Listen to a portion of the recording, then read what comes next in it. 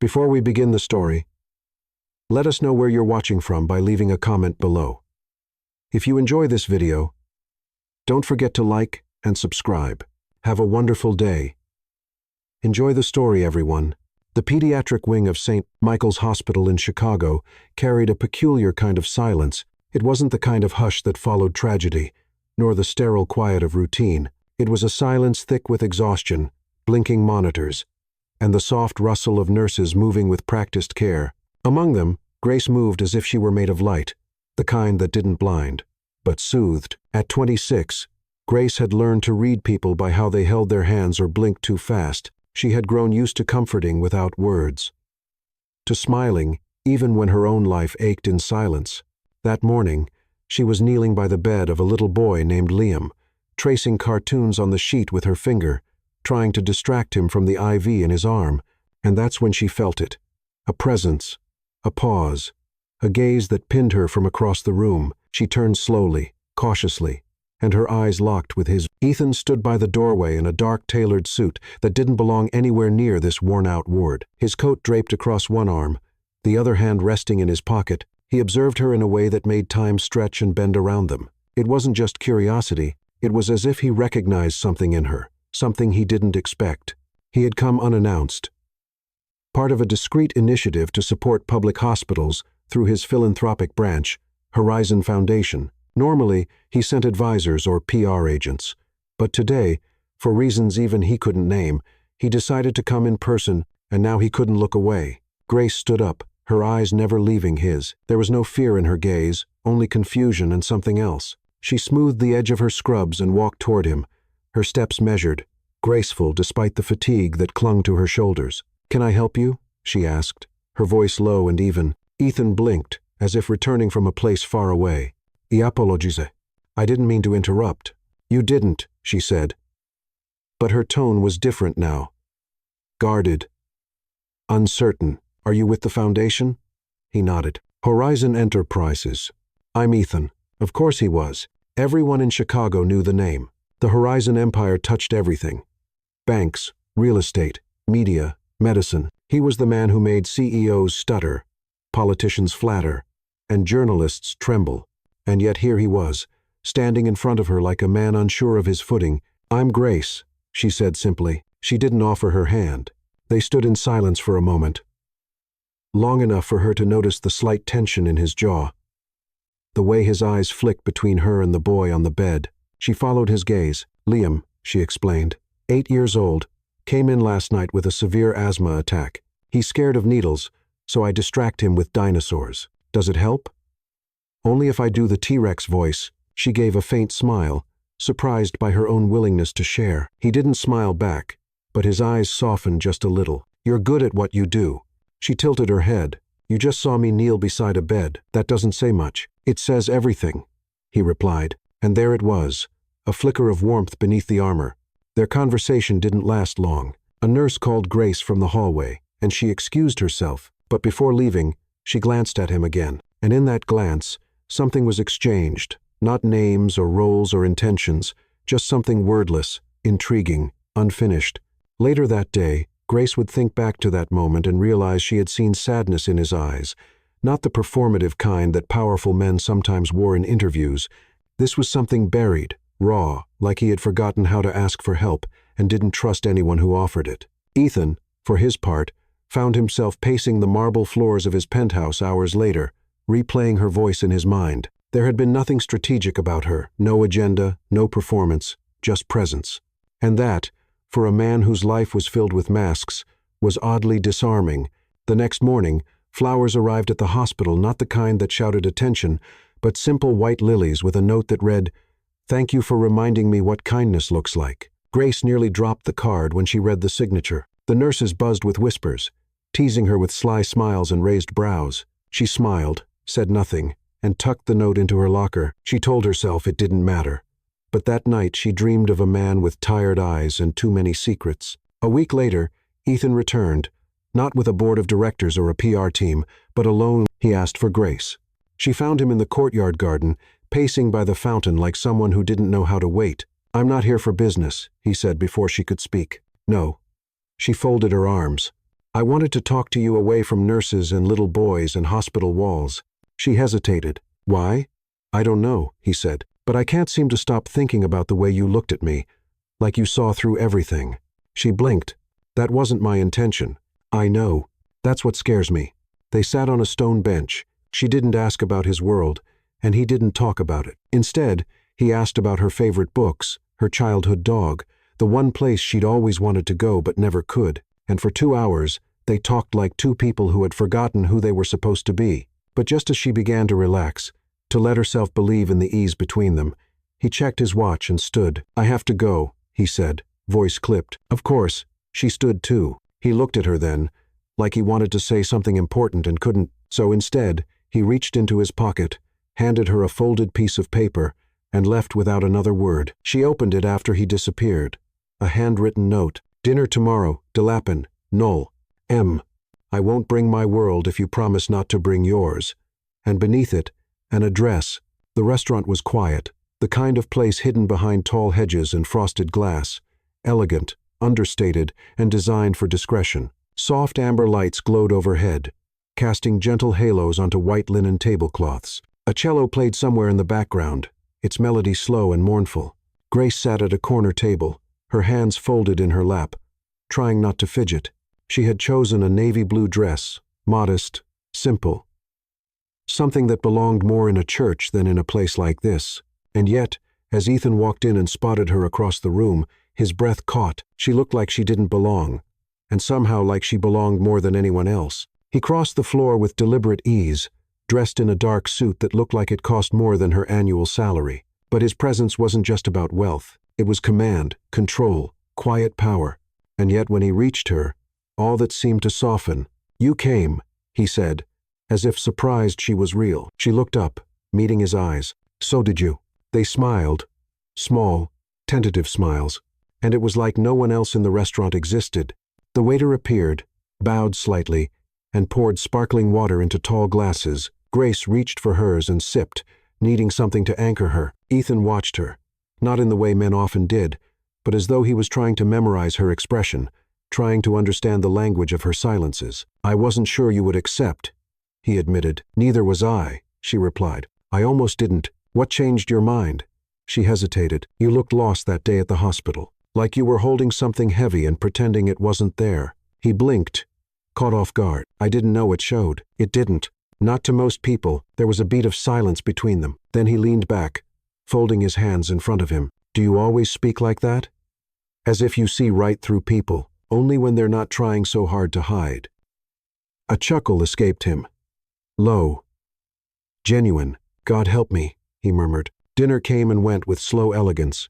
They talked, not about work or politics or anything that belonged to his world, but about childhood memories, favorite books, the sound of rain at night. Ethan told her about the lake house his mother once took him to, before everything became about power and legacy. Grace shared how she learned to braid her own hair after her mom left, and how she used to make up lullabies for her little brother when their father forgot to come home. There was a softness in their voices, as if they both knew this night was something fragile. By the time dessert arrived, which neither of them touched, the distance between them had closed, not physically, but emotionally. Something had begun to form in that space, not just attraction, recognition. When they walked outside, the air was cool and damp. His car waited at the curb, engine purring softly, but they didn't part immediately. They stood on the sidewalk beneath the glow of an old street lamp, wrapped in quiet. Would it be inappropriate, he asked slowly, if I said I didn't want this night to end yet? She looked up at him, her eyes reflecting something unspoken. That depends on what you mean by end. He smiled faintly. Just not yet. Not goodbye. Maybe a walk. She nodded, and they walked slowly, without direction, like people who didn't want to be found. That night didn't end with a kiss. It didn't need to. It ended with a look, one that lingered just long enough to echo in their minds long after they had parted. The days that followed were quiet on the surface, but charged beneath. Ethan sent no flowers this time, no public gestures. Instead, she received a handwritten note tucked into her locker. I'll be near the park bench where the sycamores lean. Friday, 7:30. She didn't tell anyone. They met again and again, always in places where no one would recognize them. Late-night diners, shadowed gardens, private libraries in the back of old buildings. Each meeting was a whisper, a stolen page from a book no one else could read. They talked about everything and nothing, and with each conversation, Ethan became less of a distant figure and more of a man. He confessed his fear of becoming like his father, a man who built empires but left destruction in every room he exited. Grace, in return, told him about her fear of loving someone who could disappear at any moment, not just physically, but emotionally. "I don't disappear," he said once, voice tight. "You do," she whispered. "In your eyes." He didn't argue. He just looked away. But not all moments were heavy. There was laughter. 2 inside jokes that formed in glances. The way she would mock his obsession with black coffee, or how he teased her for always carrying 2 pens. One for work, one for dreams. One night, in an old theater no longer in service, he danced with her to music playing from his phone. She laughed when he stepped on her toes, and he laughed too, for the first time in years. There, in that dusted room, surrounded by broken seats and forgotten curtains, they felt alive in a way that no boardroom or hospital wing ever could offer. Still, they didn't name what was growing between them. There were no declarations, only eyes that said too much, and touches that lingered too long. And then came the night at his office. She had come to drop off a thank you letter for a donation he'd made to a pediatric wing in her name, anonymously, of course. He opened the door before she knocked, as if he had been waiting. Inside, the room was warm, dark, except for the city lights filtering through the tall windows. They talked for a moment. Nothing urgent, but something shifted, a pause between words, a silence that stretched just a second too long. She took a step back, and he took a step forward. Their hands touched first, his fingers brushing hers, hesitant. Then their eyes met, and whatever restraint existed collapsed between them. The kiss was slow at first. A question formed in breath and skin, but then came the pull, deep, magnetic, undeniable. His hands cradled her face like he was afraid she might vanish. Her body melted into his as though it had known the shape of him long before this night. They broke apart, breathless. "I shouldn't have," he started. "I know," she said. But neither of them moved away.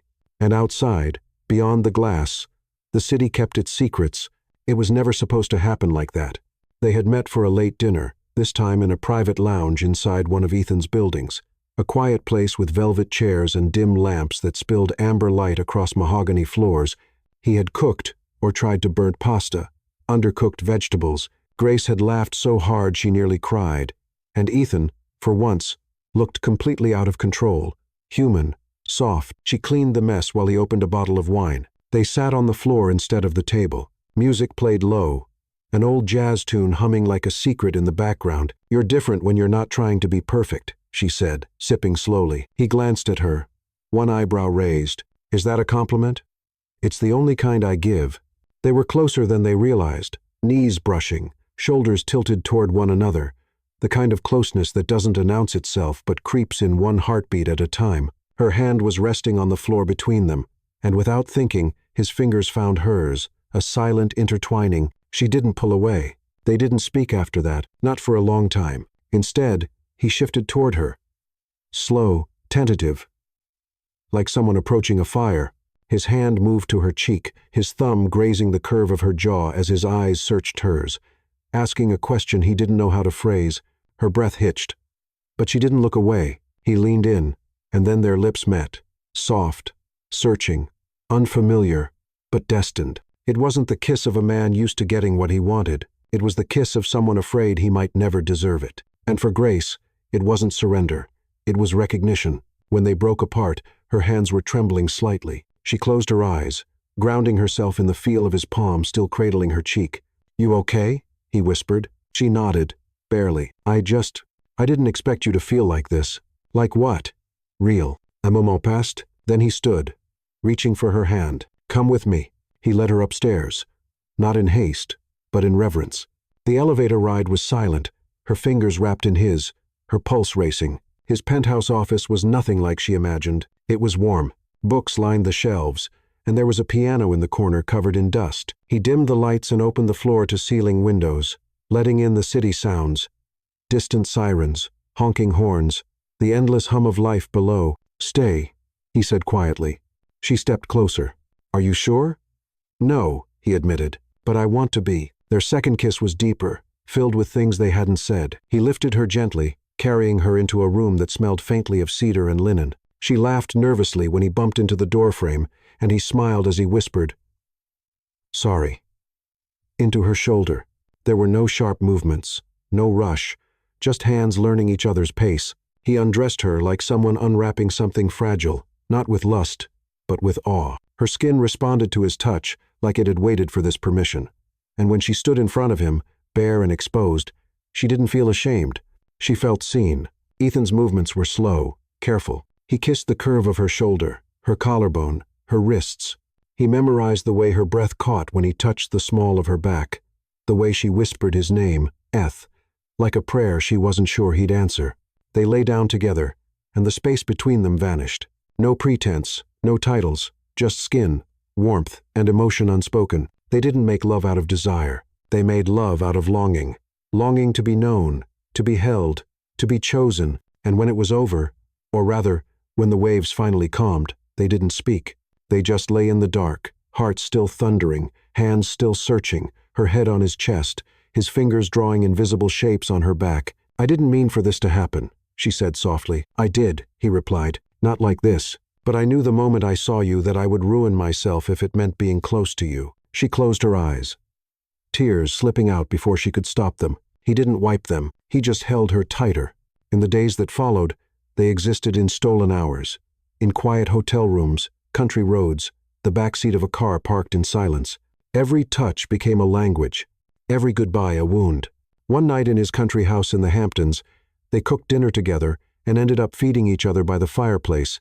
Outside, snow began to fall, slow and silent. Inside, he knelt behind her, kissing her spine, tracing his name into her skin with nothing but breath. She whispered things she never told anyone. He listened like it mattered more than any boardroom deal. "I'm afraid of becoming invisible," she said. "You're the only thing I see." They made love again, not because of passion alone, but because being apart had become unbearable. And somewhere in those moments, something unexpected began to grow, a quiet shift, a life forming within her.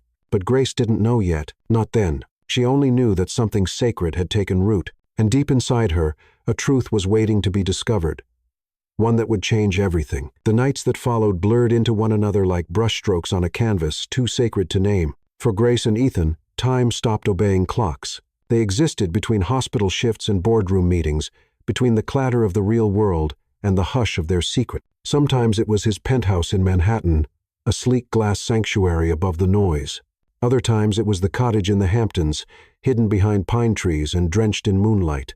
Wherever they were, the world outside grew smaller. What mattered was the way they looked at each other when no one else could see. One evening, as winter whispered at the windows, Grace stood barefoot in his kitchen, wearing nothing but one of his dress shirts, and sipping peppermint tea. Ethan watched from the doorway, leaning against the frame like a man trying to memorize her. The way her hair was messily tied up, the way her legs stretched toward the soft light, the curve of her spine as she leaned on the counter. "You always do that," she said without turning. "Do what?" "Look at me like I'm about to disappear." He walked toward her slowly, his voice a hush. "That's because every time you're near me, I start believing things I stopped believing a long time ago." She turned to face him, placing the mug on the counter. "Like what?" "Like maybe I'm not doomed to become my father, that maybe I can build something without destroying it." Her eyes softened. She reached up and touched his face, a simple gesture, but one that made his throat tighten. "I'm not asking you to be anyone else," she whispered. "Just don't push me away." That night, they didn't rush. He kissed her in the hallway, their shadows stretching long across the hardwood floor. His hands slid beneath the shirt she wore, memorizing her warmth, her rhythm, the rise and fall of her breath. They made love with the kind of slowness that only comes when two people are no longer hiding. There was reverence in every movement. Ethan traced her collarbone with his lips like it was scripture. Grace explored his chest with trembling fingers, not out of fear, but discovery. She whispered his name, Eth, and he closed his eyes as if the sound healed something in him. Later, lying in bed, tangled in the quiet, she asked, "Do you ever feel like we're living outside of time?" He looked at her, brushing a strand of hair from her cheek. All the time, in the days that followed, their connection deepened, not just in passion, but in presence. They shared silences that didn't demand to be filled, laughter that rose suddenly and without explanation. moments when they'd sit across from each other, saying nothing, yet feeling completely understood. At the country house, the air smelled of pine and firewood. Ethan lit the fireplace and laid thick blankets over the worn leather sofa. They shared wine and stories from their pasts, the things they never told anyone else. Grace confessed how, as a child, she used to fall asleep to the sound of her mother crying in the next room, how she would hum to herself just to drown it out. Ethan told her how he used to sit in his father's office late at night, pretending to read contracts he didn't understand, just to feel close to him, even in silence. "So, you don't have to carry all of that," she said, tracing his knuckles with her thumb. "I don't know how to put it down. You're doing it now."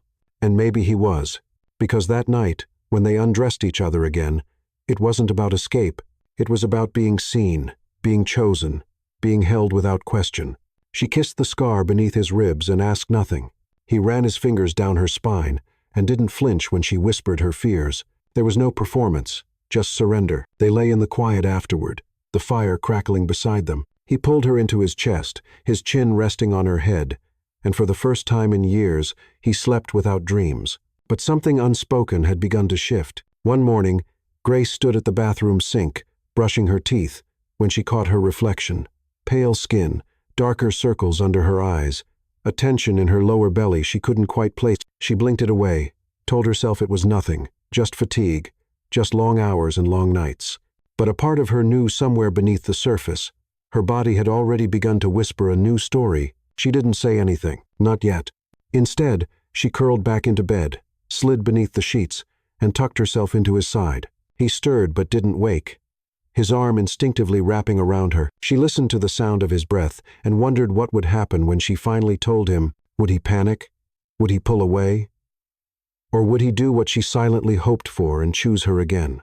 That evening, they stood by the window of the penthouse, watching the lights of the city flicker like distant stars. Grace leaned into him, her fingers laced with his. "Have you ever wanted to disappear?" she asked softly. He looked down at her, surprised.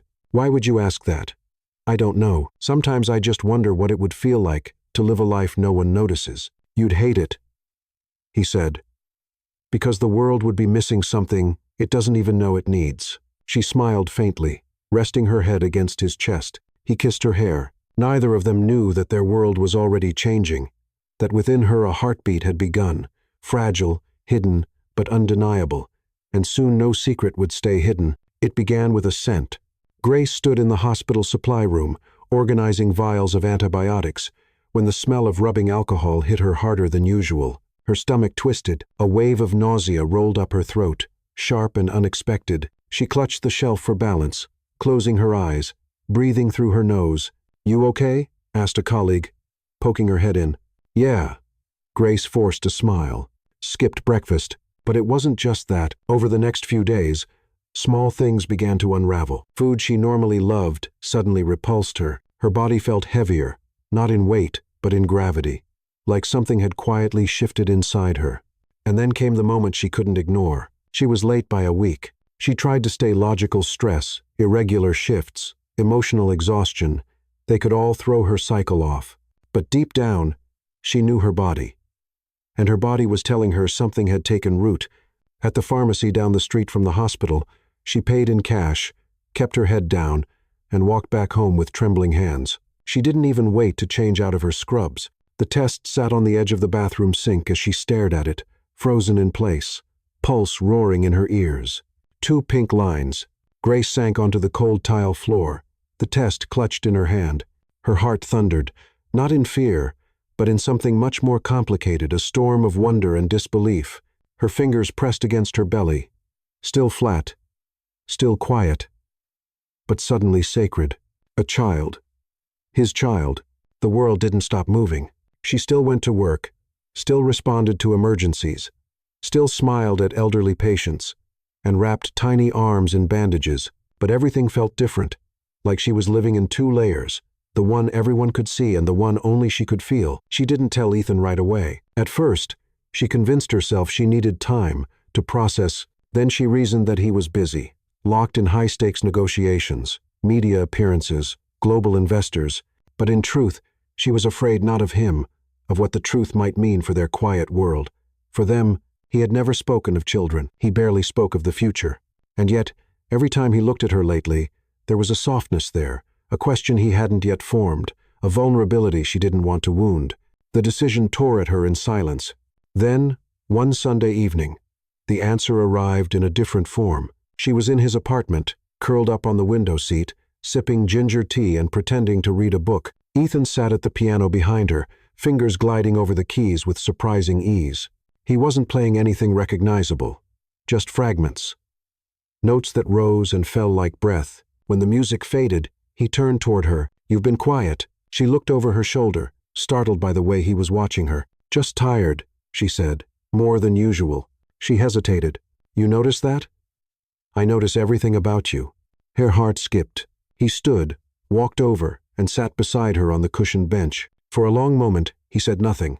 Then, quietly, "You've been pulling away from me." Her throat tightened. "I'm not." "You are." His voice wasn't angry. It was wounded, and I don't know why. Grace closed the book in her lap and stared at her hands. Then, before fear could stop her, she reached into her bag and pulled out the folded paper. The second test, still sealed, still unspoken. She handed it to him without a word. Ethan looked at her, then down at the object in his hands. His fingers were steady as he unfolded it. The moment he saw it, the meaning of those two pink lines, something shifted in his expression, not panic, not anger, stillness, like the moment before thunder. He didn't speak right away, just stared at it, then back at her. "You're sure?" he asked, voice hushed. She nodded, eyes wet. "I took two. I didn't believe it either." Ethan stood, paced to the other side of the room, ran a hand through his hair. "A child. Our child," she whispered. He turned slowly, as if the words had struck him physically. A long silence stretched between them, the kind that carries the weight of every choice yet to be made. Then he crossed the room in 3 strides and knelt in front of her. He didn't say anything at first. He just placed his hand on her stomach gently, reverently, like touching something sacred. "Are you okay?" he asked. She nodded, biting back a sob. He looked up at her. "I don't know how to do this. I don't either. I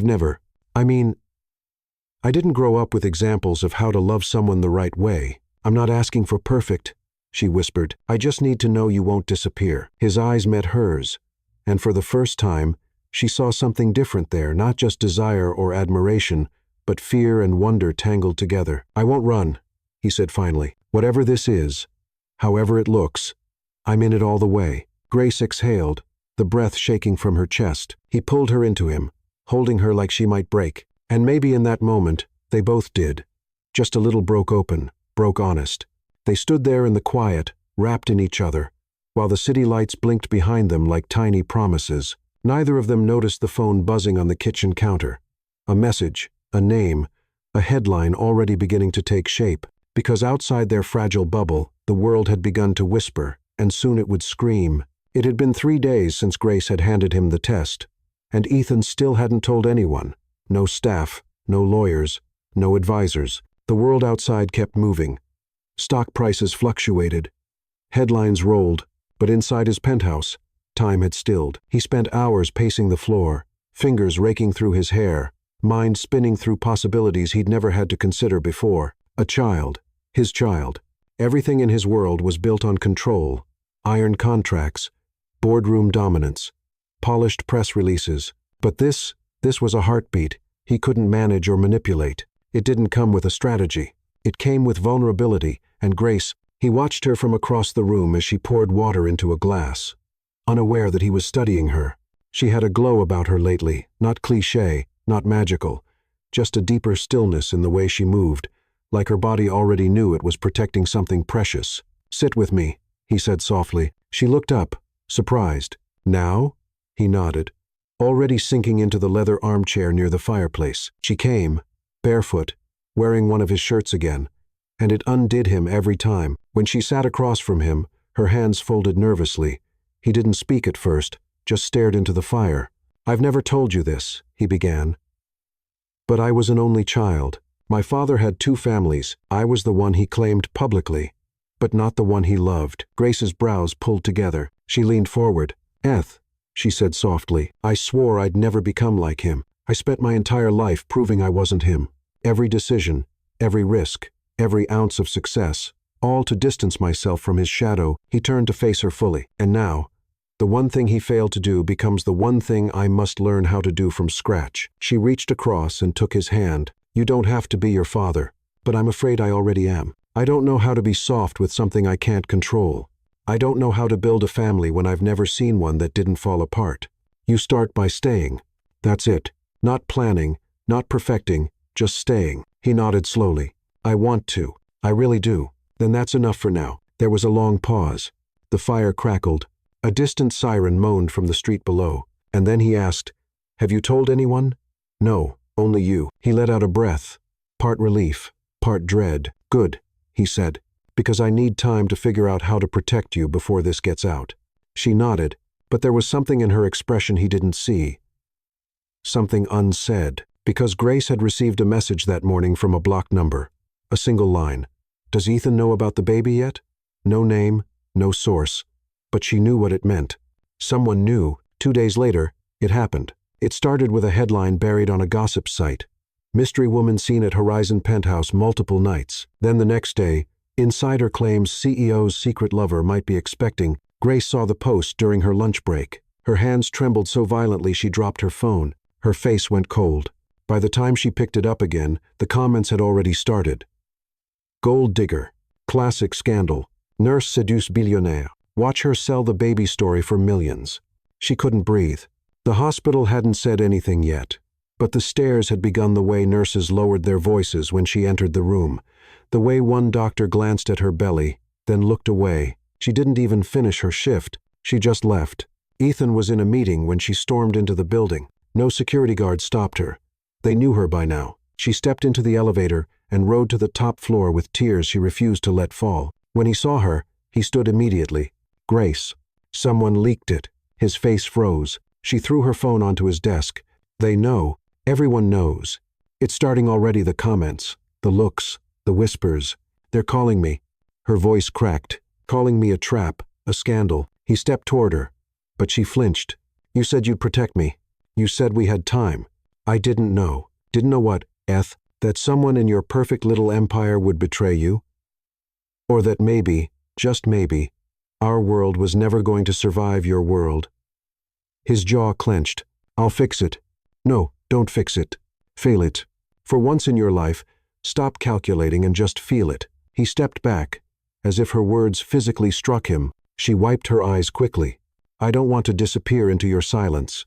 If you're going to love me, you have to love all of this, the mess, the fear, the risk, me. He swallowed hard. His chest rose and fell with a weight she couldn't see. Then he whispered, I do love you. The room went still. She stared at him. Then say it like you mean it, not like a business deal, not like an apology. He walked to her slowly, deliberately. I love you. Her eyes welled up. I love you, he repeated, and I love what we've made. Even if I don't know how to be what you need yet, I'm here. I'm not going anywhere. She let herself fall into him then, sobbing against his chest, fists pressed to his shirt like she needed to anchor herself. And for the first time, Ethan didn't try to fix her pain. He simply held it, but far below their world of glass and silence, cameras had begun to flash, and somewhere in a conference room filled with men in suits and smiles that hid knives, a conversation had already begun about damage control, about reputation, about denial. Because love was never part of the business plan, it started with a headline on a business tabloid. Ethan Horizon's secret mistress, nurse from Chicago, allegedly pregnant with heir. Then came the photos, grainy but unmistakable. Grace leaving his building late at night, her coat clutched tightly around her, her face partially hidden beneath a scarf. Another image showed her entering the hospital, visibly distressed. A third, crueler one, captured her standing on the sidewalk, her hand resting on her abdomen, a candid moment twisted into tabloid bait. The news spread like wildfire. By midday, her name was trending. By nightfall, her hospital suspended her with the excuse of investigating internal policy violations. The press called her everything from the nurse who seduced a billionaire to the woman destroying Horizon Enterprises. Talk shows speculated whether she had intentionally gotten pregnant. Blogger dissected her past. Old social media posts resurfaced and were taken out of context. Her modest apartment was swarmed by photographers. A drone hovered outside her kitchen window. She couldn't go outside without being followed. couldn't check her phone without seeing her name twisted into headlines she didn't recognize. And Ethan, he had promised to protect her, but he was silent. Too silent. Grace sat on the bathroom floor of the penthouse, curled up near the tub, her phone vibrating endlessly beside her. She hadn't answered a call in hours. She couldn't. The noise was too loud, not just outside, but inside her. Her body felt tense, her chest tight. The weight of the baby she carried suddenly felt heavier, not physically, but spiritually. She pressed her palm to her belly and whispered, "I'm sorry," again and again. The worst part wasn't the articles, it was the comments.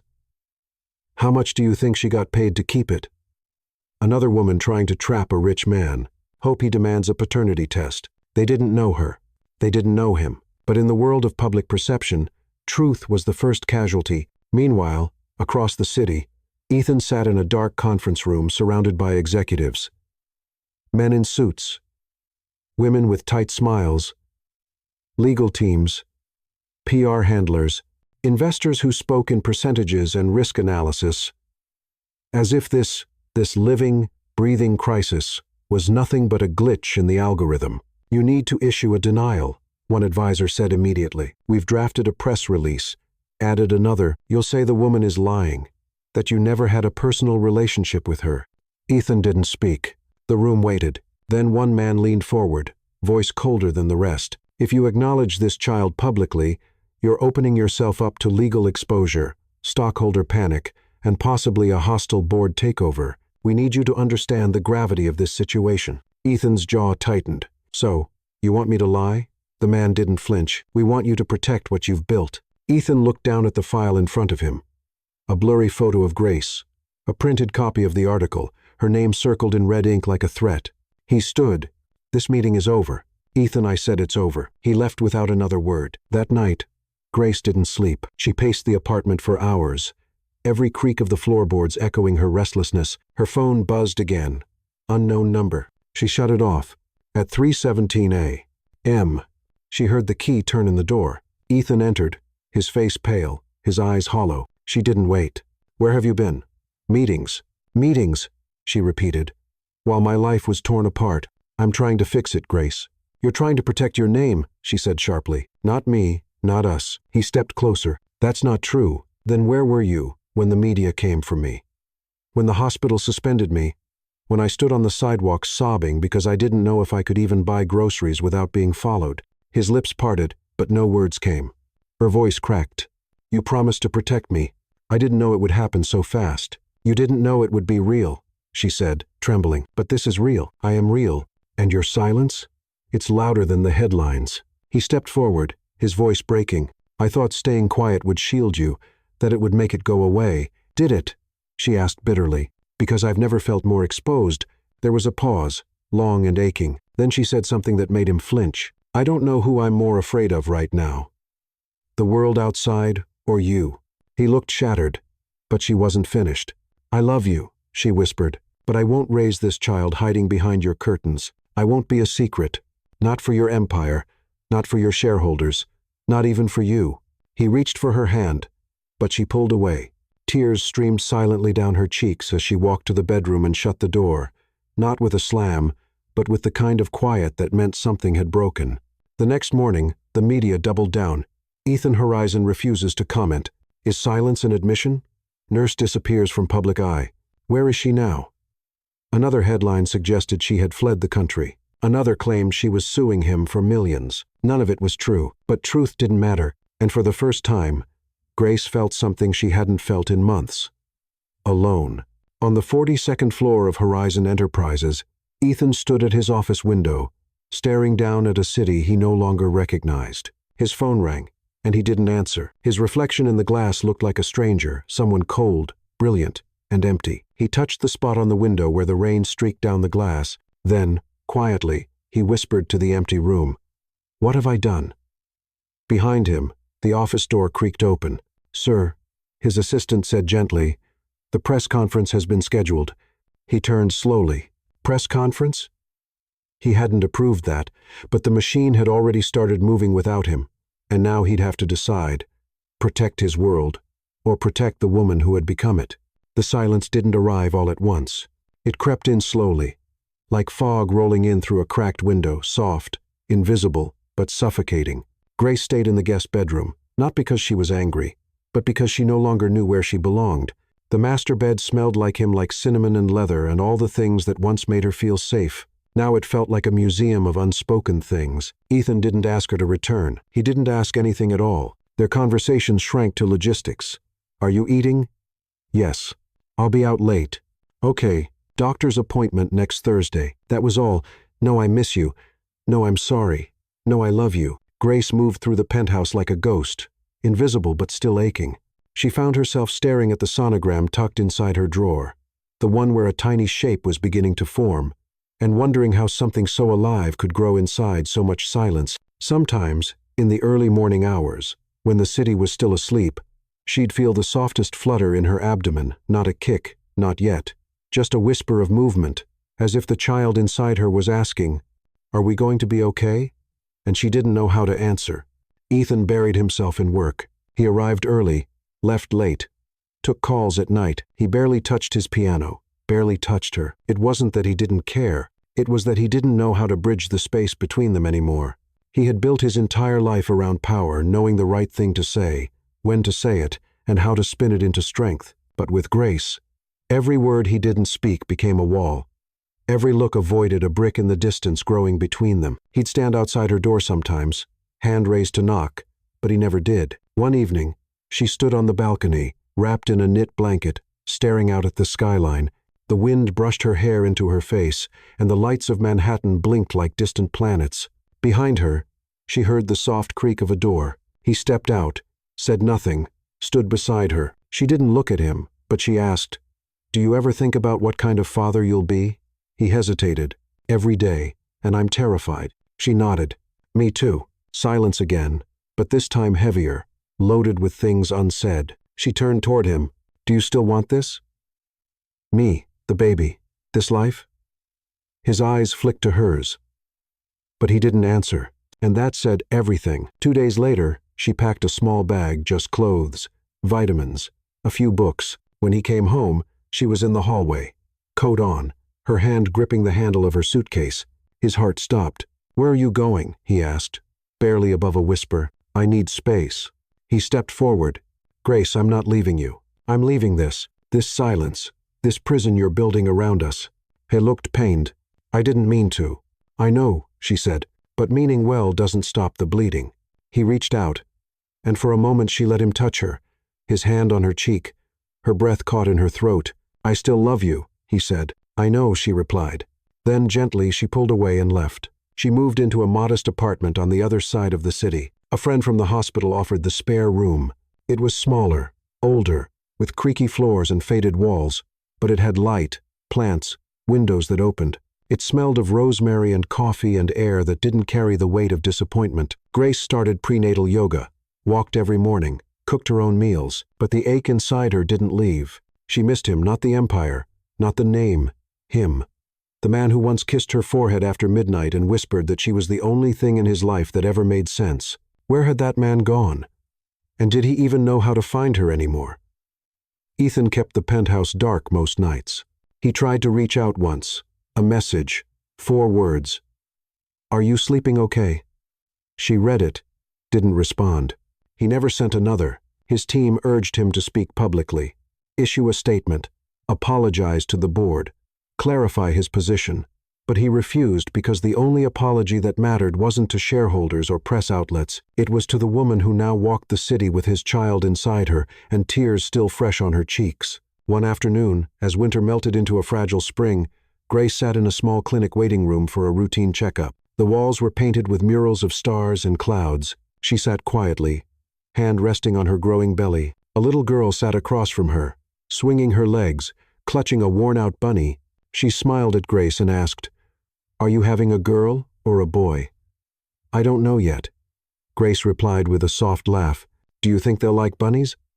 "I hope so." The little girl nodded solemnly. "My bunny helps me sleep when I'm sad." Grace's throat tightened. "Maybe your baby will need one, too," the girl added. "Maybe," Grace whispered, tears burning behind her eyes, because for the first time in weeks, she realized something terrifying.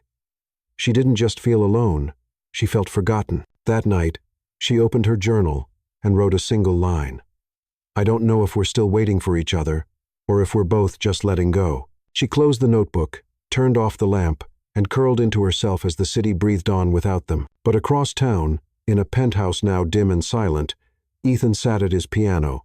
His fingers hovered over the keys, and then, for the first time in weeks, he played not a love song, not a melody of hope, but a quiet elegy for something he wasn't ready to lose and didn't know how to keep. The boardroom was colder than usual. Ethan sat at the head of the long obsidian table, fingers laced tightly, jaw clenched. Around him were the same faces he'd grown accustomed to over the years. Men in tailored suits, women in heels that echoed on polished floors, all of them masters of veiled threats and polite ultimatums. The screens at the far end displayed graphs, headlines, and plummeting shares. Horizon Enterprises was bleeding because of her, because of him, because of the truth that no one wanted to speak out loud. An executive cleared his throat. You have 72 hours to issue a public statement denying the paternity. If you don't, our investors will start pulling out. You know this. Another voice followed. We've arranged a press conference. You simply have to read what's written. It doesn't have to be aggressive, just enough to cast doubt. Once that's done, a third added, we'll begin recovery strategy. We'll manage the narrative. Ethan said nothing. His silence was no longer misunderstood. It was feared. They continued anyway. You'll keep your position. We'll minimize the PR damage, but only if you cooperate, only if you lie, only if you erase her. He rose from his chair slowly and walked out, not a word, not a glance back. Outside, the city pulsed with rain. He stepped into the back of the black car waiting for him, the leather seats cold beneath him. His assistant sat in front, her phone buzzing nonstop. She turned slightly. Sir, you have a message from Grace. He looked up, his heart caught. She hadn't reached out in weeks. He took the phone with a hand that trembled more than he wanted to admit. It was a voice message, just 8 seconds long. He tapped play. I didn't call to fight. I miss you. And I'm scared. I can't do this alone. He closed his eyes. The car kept moving, but everything inside him stopped. Meanwhile, across the city, Grace sat on the edge of her bed, one hand on her belly, the other still clutching her phone. She hadn't expected him to answer. She hadn't even expected herself to speak. But the weight had become too much, and her heart, once so strong, was tired. Her baby kicked for the first time, and she gasped. Tears filled her eyes, not from pain, from longing, because the person she wanted to tell most was drifting further away by the day. Ethan stood in the middle of his office. Outside the glass walls, the city stretched in every direction, powerful, endless, built by hands like his. But inside, he was still the boy sitting alone in a hallway, waiting for a father who never showed up. The difference was, now he had the chance to become something different, to choose love over legacy. And he had no idea how. The next morning, his lawyers waited for a final answer. The PR team had prepared everything. Cameras were being installed. A carefully worded statement was loaded on the teleprompter. All Ethan had to do was show up. Instead, he was staring at the mirror, tying his tie, loosening it, tying it again.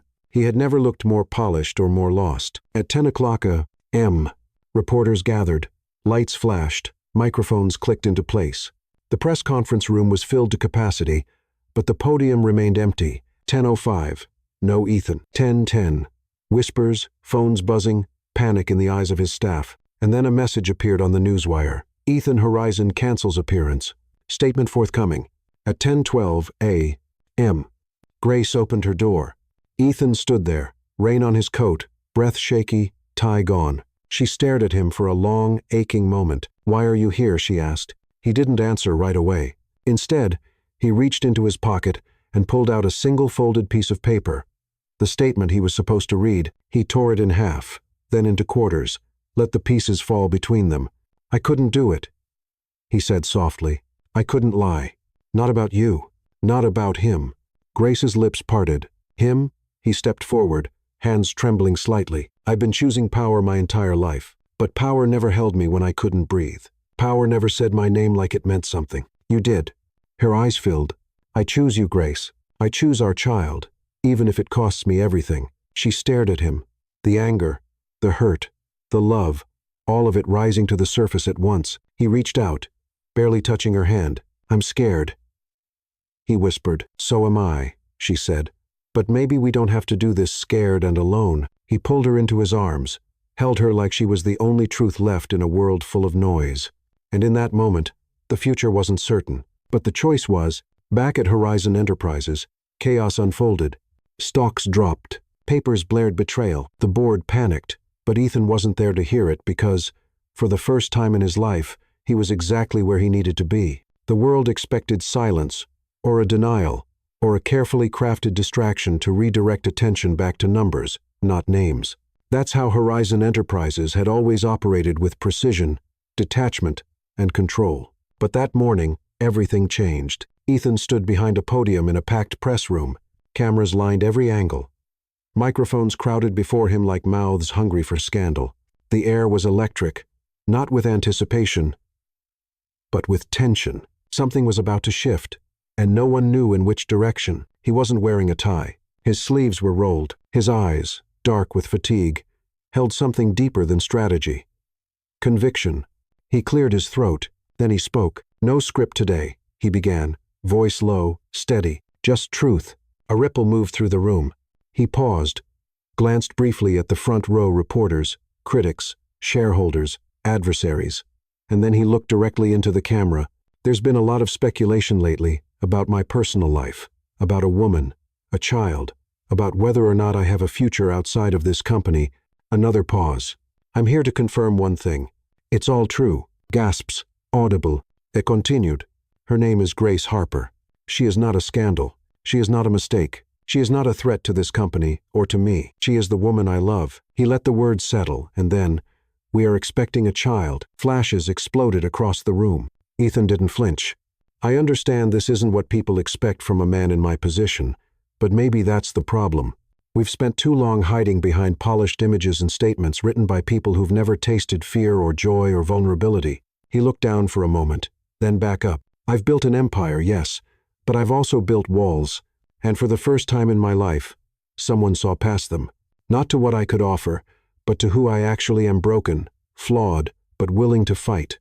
The room was breathless. "I am stepping down as CEO of Horizon Enterprises, effective immediately, not because I'm ashamed, but because I want to live a life I don't have to hide from." He exhaled. "I want to be a father, a real one. I want to build something with my own hands that doesn't have a stock ticker attached to it." He took a step back from the podium, looked directly at the lens again. "Grace, if you're watching this, I choose us publicly, proudly, forever." And with that, he left the stage. No questions, no rehearsed answers, just the echo of truth in a room that had forgotten how to recognize it. Grace stood frozen in front of the television. The news alert had lit up her phone. She had turned it on out of curiosity, expecting another cold press release, another wave of damage control. But then there he was, his voice, his eyes, his words. She stood in her small kitchen, hands over her mouth, tears falling freely. The baby kicked again, not a flutter this time, but a press, as if agreeing, as if saying, "I heard him too, Mom." She cried and laughed and dropped to her knees, overwhelmed because she had hoped. But she never expected. Not this. Not him. Not everything. The country exploded. Half applauded his honesty. Half criticized the recklessness. The board was furious. The shareholders panicked. But the people, the ordinary ones, saw something else. A man letting go of power for something real. A man not running from consequences, but toward love. Interviews flooded in. Headlines changed tone. CEO chooses love over legacy. The billionaire who said no to the script. Is this the end of Horizon Enterprises or the start of something more? But Ethan didn't answer any of them. He didn't go on talk shows. He didn't write a memoir. He went home to her. He arrived at Grace's apartment the next day. No cameras, no entourage, just him.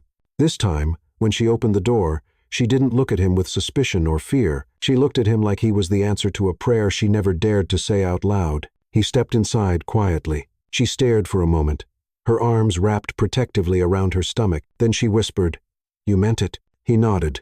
Every word. She walked to him slowly, tears filling her lashes again. "I don't know what happens next," she said honestly. "Neither do I," he whispered. "But I want to find out with you." He lowered to his knees, pressed his forehead gently against her belly, closed his eyes. "I'm sorry for the silence," he said. "For the fear, For all the ways I failed you." She placed her hands over his. "And I'm sorry I walked away without letting you catch up." He looked up at her. "I'm caught up now." And she smiled, because he was. Finally, they sat on the couch later that night, no plans, no strategies, just space between them that felt like a beginning. Ethan reached into his pocket and pulled out a small box. She blinked. He opened it. A ring. Simple. Elegant. Timeless. "I'm not asking for perfect," he said, echoing her own words back to her. "Just a life where we don't hide anymore." Her breath caught, and in a whisper filled with all the quiet yeses her heart had held back, she said, "Okay." Outside, the city carried on horns, voices, headlines, chaos. But inside that little apartment, something powerful had happened. Not a scandal, not a press strategy, but a decision to love without fear, to begin again together. And far above the noise, where boardrooms once ruled and power reigned, a throne stood empty, and a heart, once walled off by legacy, had finally learned to open. Spring didn't return all at once. It crept back in gently, like a second chance whispered into the soil. In the Colorado Valley, where the wind moved without hurry and the night smelled of pine and wood smoke, a quiet farmhouse came alive again, not with luxury, but with warmth. And inside it, a new life was beginning, not just for the child sleeping in the nursery, but for the two souls who had walked through fire just to find each other again. Ethan had traded skyscrapers for open skies. His days no longer began with meetings or headlines, but with the soft, unmistakable cries of a newborn from down the hall. And every time he heard it, that fragile, fierce call, he would rise without hesitation. His steps were slower now, grounded. His hands, once known for signatures and contracts, had learned gentleness, the kind that only fathers discover in the dark, with a bottle in one hand and a sleeping child in the other. Owen James Horizon had been born beneath soft hospital lights, with Grace gripping Ethan's hand so tightly he thought she might never let go, and he hadn't wanted her to. The moment Owen let out his first cry, Ethan had broken not with fear, but with wonder. He had held him for hours, whispering apologies into the boy's hair, not for what had been, but for everything that would never touch him. Not shame, not silence, not absence, only presence, only love. The farmhouse became their sanctuary. Its paint was chipped, the plumbing needed work, but the walls held stories now, real ones. Not boardroom victories or business legacies, but the kind told through baby laughter and kitchen, dancing at midnight. Ethan chopped wood in the mornings and learned how to brew strong coffee. He walked barefoot across the creaky floors and planted herbs with Grace in the garden, his hands dirty in ways that made him feel clean. At night, he would write not reports, not speeches, but letters to Owen, a collection of pages he planned to give him one day, when he was old enough to understand that his father hadn't always been the man who tucked him in, and that love sometimes takes time to learn. Grace, too, changed. She went back to nursing part-time at a local community clinic. Patients greeted her by name. Children waved when they saw her in town. And though she was still known as the woman from the news, no one treated her like a headline. She was simply Grace now, mother, healer, wife in all but name. In the evenings, she read aloud while Ethan folded laundry. Sometimes they fell asleep on the couch with Owen between them, his tiny hands gripping their shirts like anchors to a life they never dreamed they'd deserve. They shared long walks under the stars, whispered plans for a garden expansion, and kissed in the doorway like teenagers learning each other's mouths for the first time.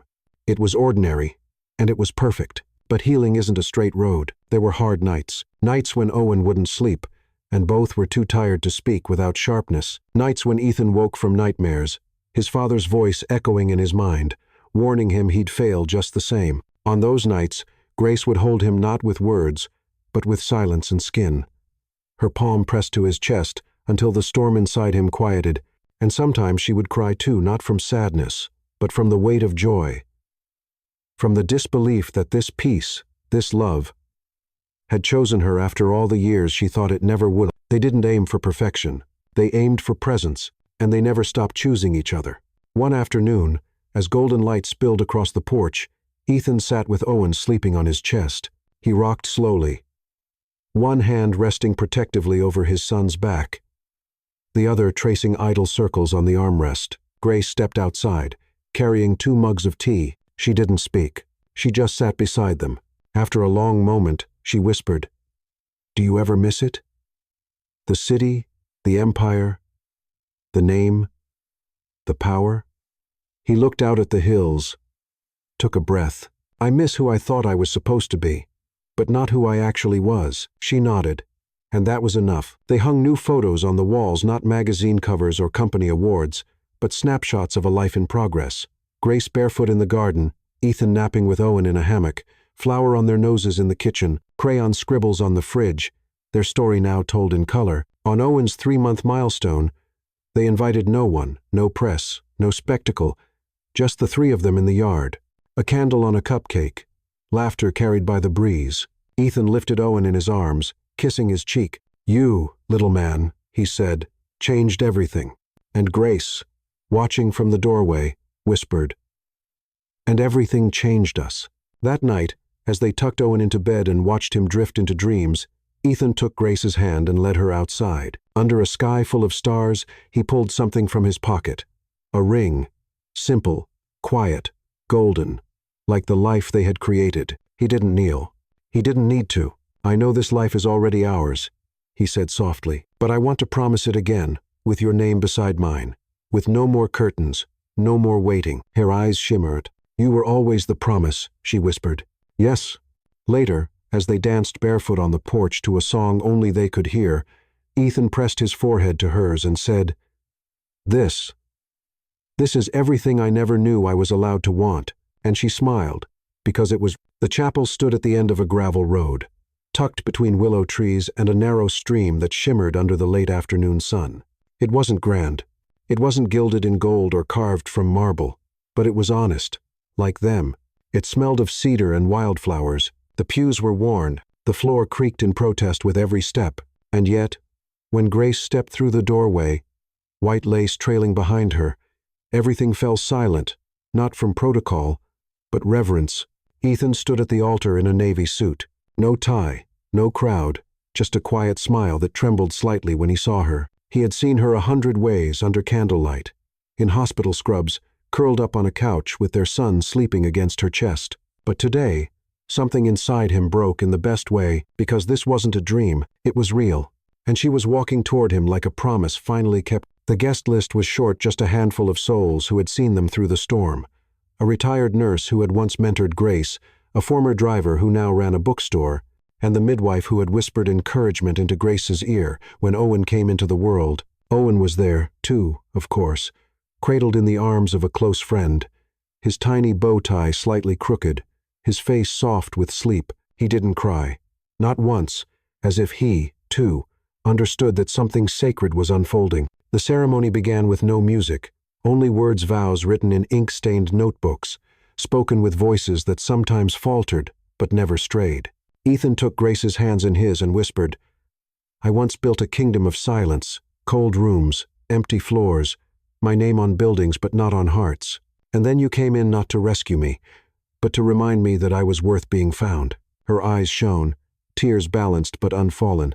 "You didn't save me," he continued, voice breaking. "You saw me, all the cracks, all the unfinished pieces, and still you stayed. You chose me again and again." He pressed her fingers to his lips. "And I promised to do the same for all the years to come." Then it was her turn. Grace looked up at him, her voice soft but unwavering. "I thought love would feel like thunder, like lightning. But you were the quiet after the storm, the calm I never thought I deserved." She took a breath. "I've watched you become the man you always were beneath the fear. I've seen you with our son, not perfect, but present. And that is the love I will always choose." She smiled, hand over his heart. "Even in silence, even in uncertainty, I am yours." The rings were plain, no diamonds, no spectacle, just gold, solid, enduring. Like them, when the final words were spoken and they were told they could kiss, Ethan didn't hesitate. He cupped her face like he had 1,000 times before, but this time with everything behind them and everything ahead. Their lips met, and the world faded. The celebration was held under the open sky, with string lights hung between trees and long wooden tables dressed in linen and rosemary. There was no orchestra, just a record player spinning old love songs as twilight bloomed around them. They danced barefoot in the grass, laughter and light in their steps. Grace twirled with Owen in her arms, and Ethan spun them both until all three collapsed into a bundle of joy on a picnic blanket. Later, As the stars began to appear one by one, they sat shoulder to shoulder, fingers laced, watching the fireflies rise like tiny blessings from the earth. Around midnight, the guests began to leave, but Ethan and Grace stayed on the porch, wrapped in a quilt. Owen nestled between them, fast asleep. For a long while, they said nothing. They just listened to the crickets, to the wind, to the soft, steady breath of their child. Then Ethan spoke, voice low, "We did it." Grace leaned her head on his shoulder. "We're still doing it." He kissed her hair, and she smiled because she was right. Love wasn't a finish line. It was this, the doing, the choosing, over and over again. Sometime in the early hours, they moved inside. The farmhouse glowed in the dark, warm, alive, full of something quiet and holy. Grace changed into cotton pajamas. Ethan carried Owen to his crib, brushing a kiss to his forehead before slipping back into bed beside her. They lay together, eyes wide open, staring at the ceiling. "Do you think he'll remember any of this?" she asked. Ethan reached for her hand. "No," he said, "but we will." She nodded, squeezing his fingers. "I want him to grow up knowing what love looks like," she whispered. "He already does," Ethan replied. "He sees it every time you look at me." That made her laugh, soft and true. And as she drifted into sleep, he watched her one last time, memorizing the rise and fall of her breath, the curve of her smile, the way peace had finally found a place to land. Outside, the moon bathed the field in silver. Inside, 3 heartbeats moved in rhythm. And somewhere between the quiet and the dawn, a new story had begun. She entered his life like someone turning on a light in a forgotten room. And he finally understood that true power didn't lie in controlling the world, but in allowing himself to be loved. Ethan and Grace didn't choose the easiest path. They chose the truest. And in this love without a script, between silences and new beginnings, they built something that neither time nor fear could erase.